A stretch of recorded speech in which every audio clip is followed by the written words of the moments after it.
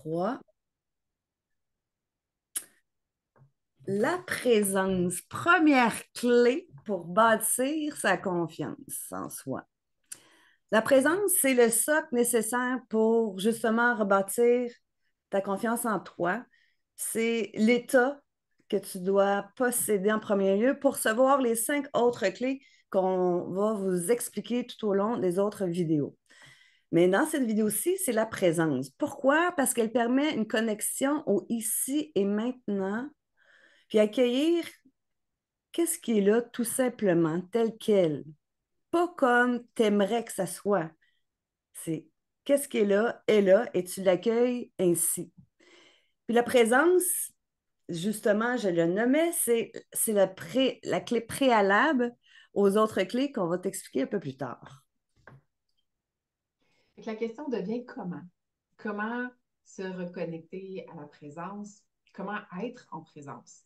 Mais c'est de se reconnecter à son souffle. C'est de se reconnecter à son corps, à ses sens, à ses ressentis, à son énergie. Fait que tout ce qui est matériel et non matériel dans le ici maintenant, c'est d'être conscient de tout ce qui existe. Pourquoi? Pour observer ce qui est, pour avoir le portrait réel, avec le plus de perspectives possible.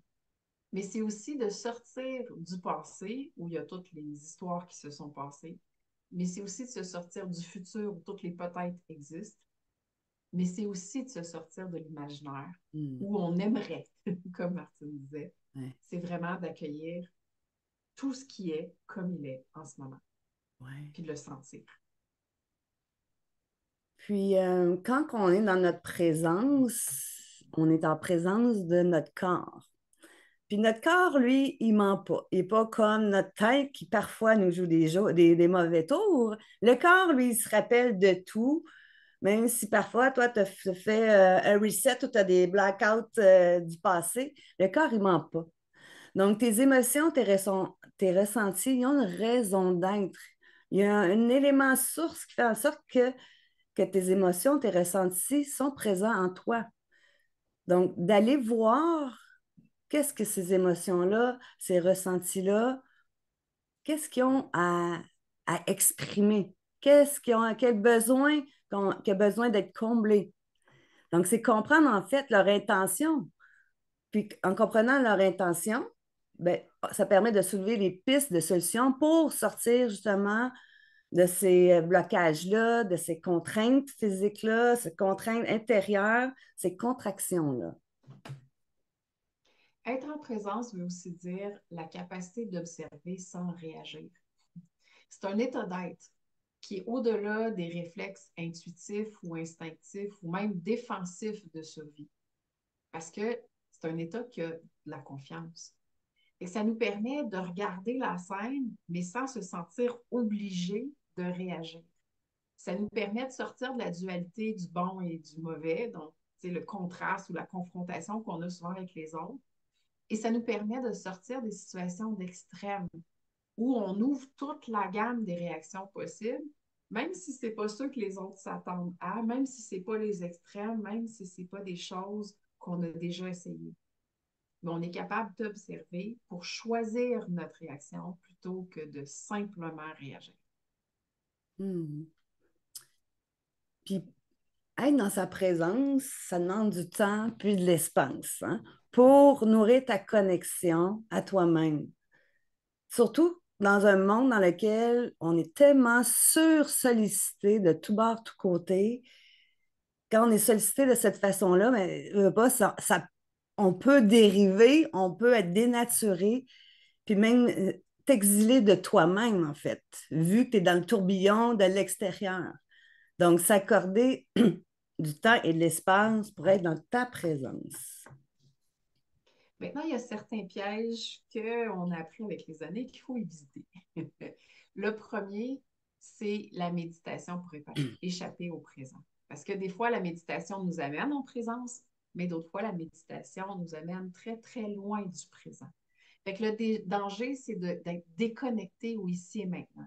Soit pour contourner la réalité ou totalement l'ignorer et la nier.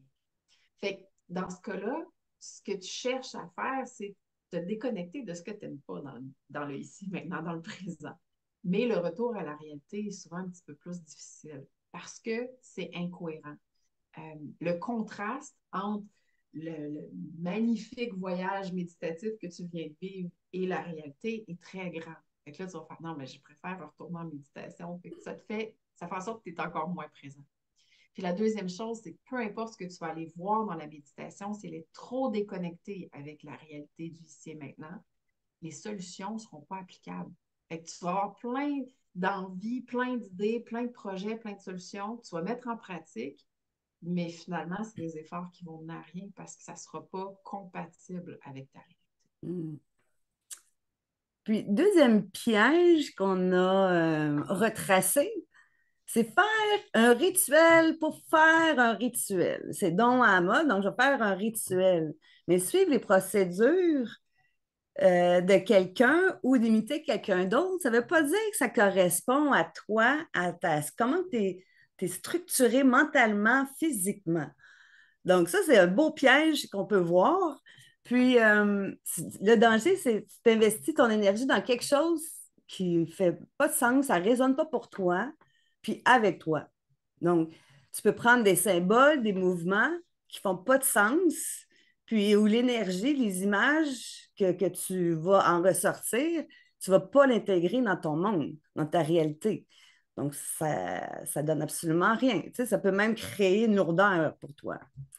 Puis, quand ce n'est pas le bon moment ou le bon lieu pour toi, il faut choisir son temps puis le lieu pour faire un rituel. Donc, ou sinon, ta présence puis l'enracinement, ça ne peut pas se créer, c'est pas possible.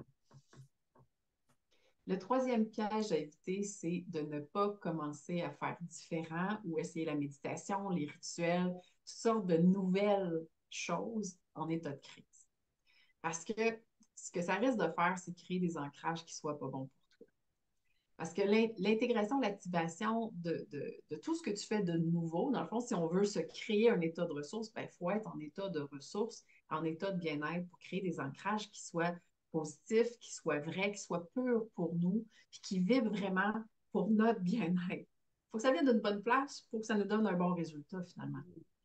Puis, deuxièmement, c'est de pratiquer sert à te préparer à utiliser ça dans les moments d'urgence ou des moments de crise ou des moments de mal-être. C'est pour ça qu'on fait des rituels, c'est pour ça qu'on crée des ancrages, c'est pour ça qu'on fait des méditations pour que dans les moments où on a l'impression d'être en surréaction ou qu'on glisse de nous-mêmes, on va avoir un réflexe, une habitude pour se remettre à la bonne place, dans la bonne posture, plutôt que tomber dans la spirale du monde mode panique ou du monde excessif.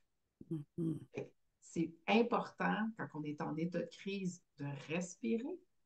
Puis si on n'a pas encore développé d'autres outils, ben reste avec le corps, reste avec ton souffle, reste avec toi dans le ici et maintenant. Hmm. Et d'ailleurs, on vous recommande de commencer par la respiration, parce que la respiration nous suit partout, hein? Donc, outil très utile et pratique. On vous invite à aller visionner les 7 étapes du respire. On a fait une vidéo à ce sujet-là. Puis, pour pratiquer justement votre respiration, on a des rendez-vous respire à chaque premier mardi de chaque mois.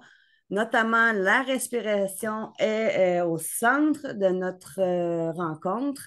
Donc, on vous invite à aller voir le lien dans la description. Puis, on vous souhaite un bon visionnement.